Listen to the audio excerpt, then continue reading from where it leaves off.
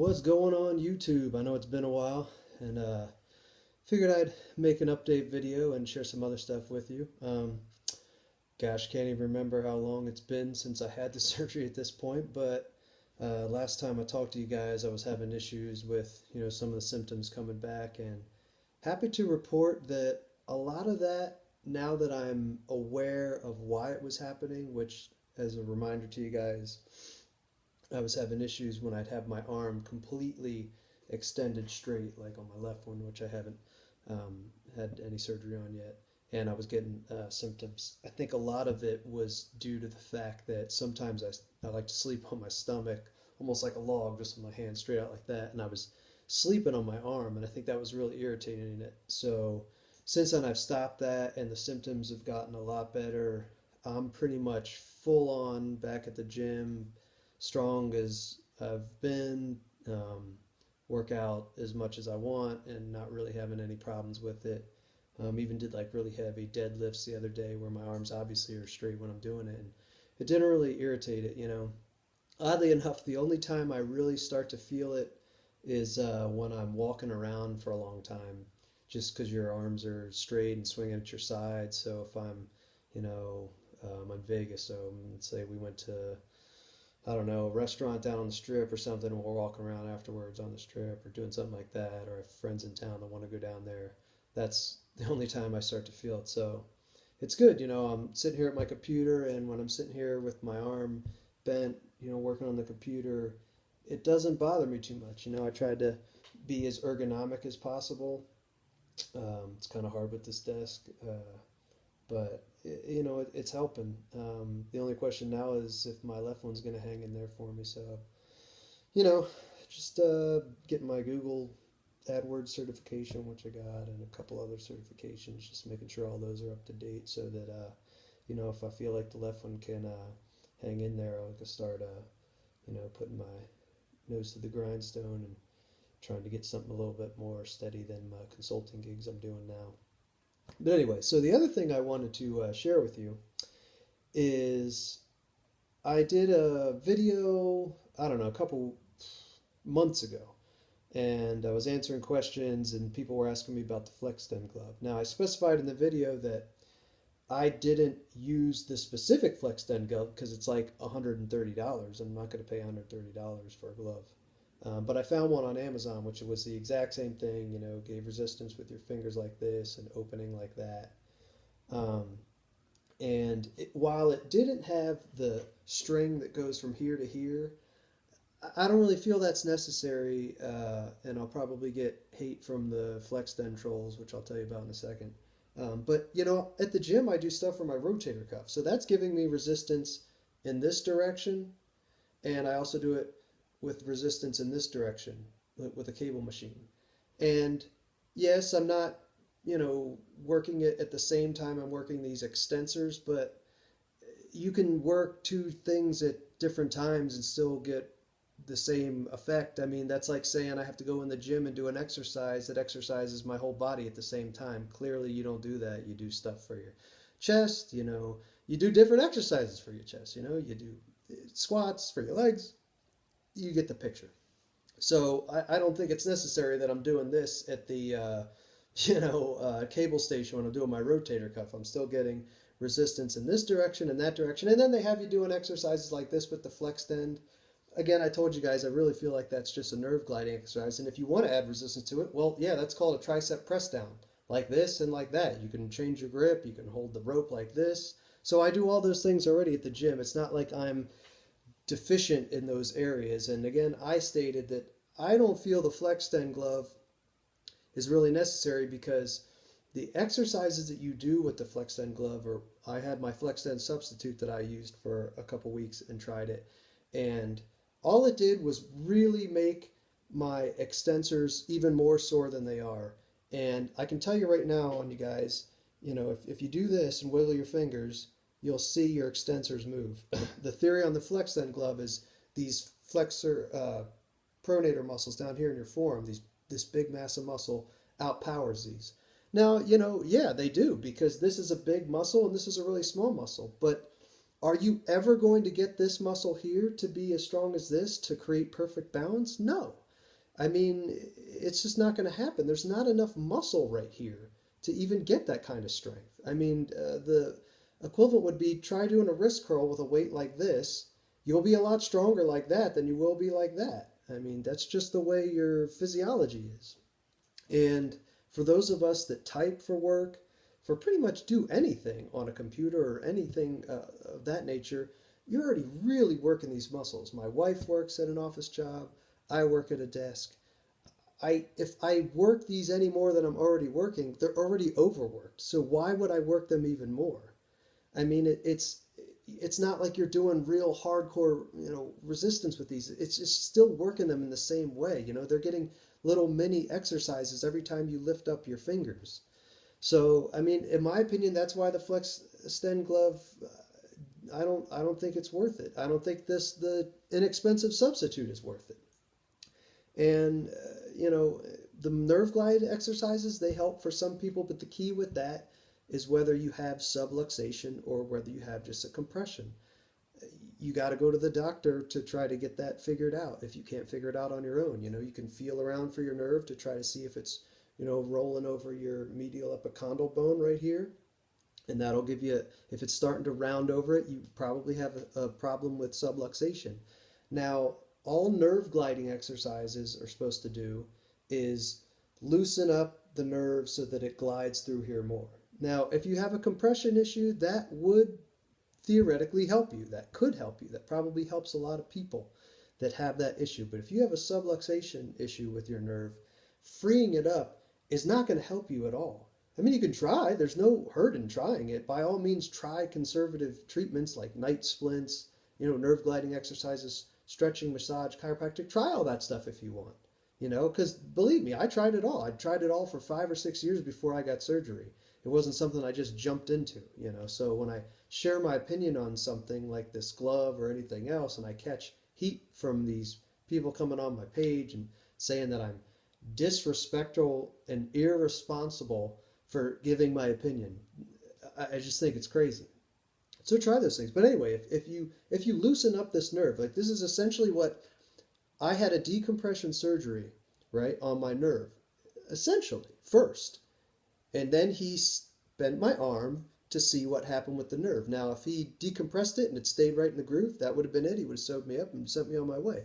But what happened, because I had already a nerve that had a tendency to subluxate, it went back and forth over the bone even more. So that's why they did the transposition. So my point is, for you guys that have subluxation issues, the nerve gliding exercises really aren't going to help, because those are only designed to get the nerve to move more freely through here. My nerve was moving as freely as it possibly could at that point, because I had all this area decompressed, and they bent my arm, and then of course it was moving even more than it did before. So that's just an extreme illustration of why they will work for some, those nerve gliding exercises, and they will work for others. And they might work a little bit, but sometimes it's only a temporary band-aid.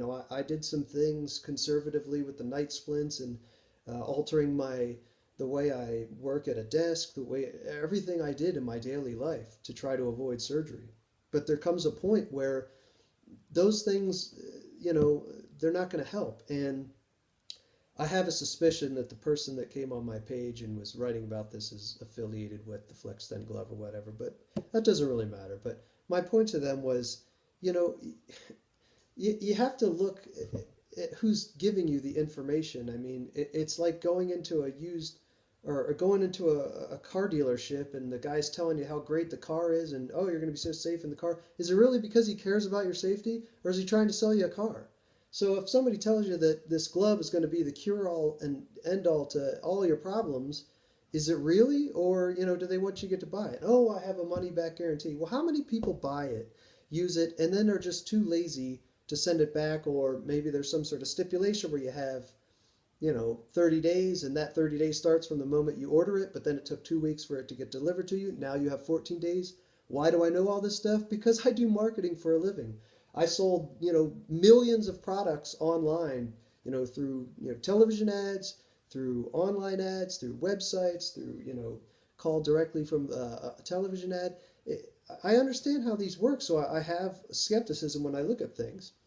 It's also why I bought the cheap substitute version of the Flextend glove and not the real one, because I don't want to spend $130 if I don't have to, but I can just go on Amazon and spend like $30 or something. I'll try to look for the one I got, and I'll put it in the description. And then I'm sure, the Flextend trolls will tell me that, I'm not getting the proper whatever. But like I said, I'm working the extensors with what I bought, and then I'm working those other things with different cable things when I do rotator cuff exercises and whatnot. And I don't really want to be too negative on this person. They're entitled to their opinion, and but I just thought it was really kind of, I do this channel for you guys. I try to share what happened with me to help you. I try to give you things that I did to, try to help make my condition better, share the frustrations of how it is going and finding doctors, and how to sort of, maybe help you not have to deal with some of the same frustrations. But this person was telling me that I was sad and that it was irresponsible and disrespectful. And I just said, like, look, I don't make any money off this. I'm not selling you guys an alternative to the Flextend glove. What benefit do I have to gain from just sharing you my opinion? So,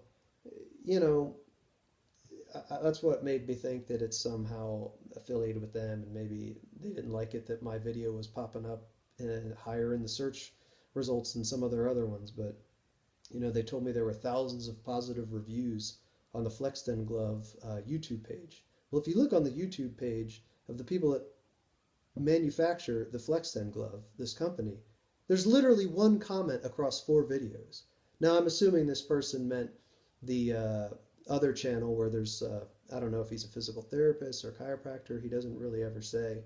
Maybe he's just the owner of this company and shoots his videos in front of some medical stuff to make it look legit. I don't know. I'm not saying he doesn't legit, because he clearly knows what he's talking about. But he also gives you exercises and stretches to do without the glove, like the nerve gliding exercises. And again, search online, guys. There's tons of videos on nerve gliding exercises, and you'll see they're just like the Flextend thing. You just don't have the glove on your hand. So my point to the whole thing, I didn't say you can't try the Flextend glove. If you want to spend $130 some, by all means, go for it. But what I'm telling you is, first, know whether you have subluxation or not, because that's going to dictate whether or not the nerve gliding exercises work. If you figure that out, then try the nerve gliding exercises. If the nerve gliding exercises don't work, the Flextend glove is not going to work for you. I don't possibly see how strengthening these, working them more than they're already overworked in our technology-addicted age, is going to help you if the nerve gliding exercises don't, because that probably means you have subluxation, or you're probably so far past the point of being compressed that, whatever. But that's not to say that don't try it. But because try it. Try conservative method. This person's like, oh, you're telling people to get surgery, and you're, telling them not to try my fancy glove. I'm not telling anybody to get surgery. I got surgery after 5 years of trying to, get these things to go away. And this is no picnic, the people that come to my channel that are suffering from this isn't some fun game, like, there's a reason why people watch these videos and they find comfort in it, because we all know how bad it sucks, and I didn't find relief through conservative methods, but I wish I had. Some people can. So try that stuff. Try nerve guided exercises. Try night splints. Try, not talking on the phone. Avoid an elbow flexion for long periods of time. See if those things help. If they don't, then there's a real possibility that you might have to have surgery. Is it the end of the world? No. I had it and I feel fine. So, 99% of the people that have this surgery are going to feel fine afterwards. And the key is to find someone that knows what they're doing. And again, is surgery the solution to everyone? No. But for a lot of people, for the majority of the people, it's going to have to be at some point. So find somebody you're comfortable with. Find someone that knows what they're doing. Dr. Zari at UCLA Medical Center is awesome. He did a great job on me. I can tell he really cares. He calls me back personally on the phone when I have an issue. to discuss it with me. He doesn't have to do that. He's super busy. He led a team of people that did the first successful hand transplant on the West Coast. That means a woman lost both her hands, didn't have any hands. They found donor hands. They put them on this woman, and then she was able to have hands again. I think that guy knows what he's doing. I think he knows what he's talking about. And when I talk to him about conservative treatments, and all these doctors, they usually say the only ones that are worth it are the nerve gliding exercises and the night splints. Now, some other things may work for some people. Fine, try them. But there's an expense involved in all this. And for people telling me that, like, oh, the Flextend glove is a cheaper alternative to surgery, anyone can have health insurance now. There's Obamacare, there's anything. I have health insurance through my wife's work.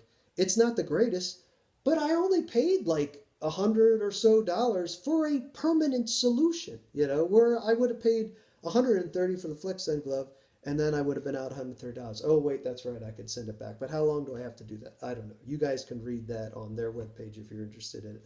That's not for me to go through. But I'm just trying to say that conservative can work for some people, but some people it can't. And I give my honest opinion on what's worked for me and what hasn't worked for me. And I hope you guys find that helpful. And I appreciate all the support you guys have given me. It's overwhelmingly positive. I hardly ever get negative comments on my page. And I just wanted to share this one because I thought you guys could all sort of get a kick out of it. But again, I wanted to also clear up if there were any questions about my opinions on the Flextend glove and why I didn't think it was worth the money. So again, that's my little rant for the day, and I'm happy to tell you guys that I am feeling a lot better. And and for the Flextend people, I figured I'd leave you with this. I still have it in my left arm, okay? I still have cubital tunnel issues in my left arm. And if I don't fix it or figure it out, I'm going to have surgery. So if you're so confident in your product, send me one. I'll try it out. I'll do another review. I'll even take down my other review if this one is more positive and I have a positive effect. And if I can send it back within, I don't know, whatever it is, 30 days, 60 days, 90 days, whatever you get me to do it and not get charged, then fine. By all means, send me one and I will try it with my left arm and I will let everyone know what I think. But my guess is that is not going to happen because, again, guys, I understand people need to make money, people need to sell products, but, do it respectfully. Everyone's entitled to their opinion. When I had products that I sold online and people gave reviews that they didn't like the product, they think it was crap, I never deleted those reviews. I just left those reviews up because that's honestly, you want to be able to have people see that people have different opinions on your product. Not everyone's going to love your product, no matter what it is. It could be anything from a skincare cream that's like anti-aging that helps 90% of the people. There's going to be 10% that have an allergic reaction or that, hate it or it makes their face itch or whatever. That's how it is. That's just something you have to deal with. That's life. Everyone's a little bit different. Everyone's going to react to things. Remember the scar incident? Remember the scar patch the doctor had me use? That, 99% of the people, that stuff works great, getting rid of their scar. What happened to me? My whole arm was like a allergic mess. It itched me for days, and I swear now I'm still somewhat prone to, allergic reactions from that. But anyway, that's a long rant. I'm going to stop it there. It's good talking to you guys again. As always, let me know if you have questions or concerns about anything, symptoms you're having, questions you have, whether it be about surgery, conservative treatments, whatever it is. I'm here to help. That's the sole reason I created this channel, is to share my experiences with, my devious and annoying ulnar nerves with everybody else and find some camaraderie in the fact that there's a lot of people that deal with this. So as always, guys, take care, and I look forward to hearing from you. Aloha.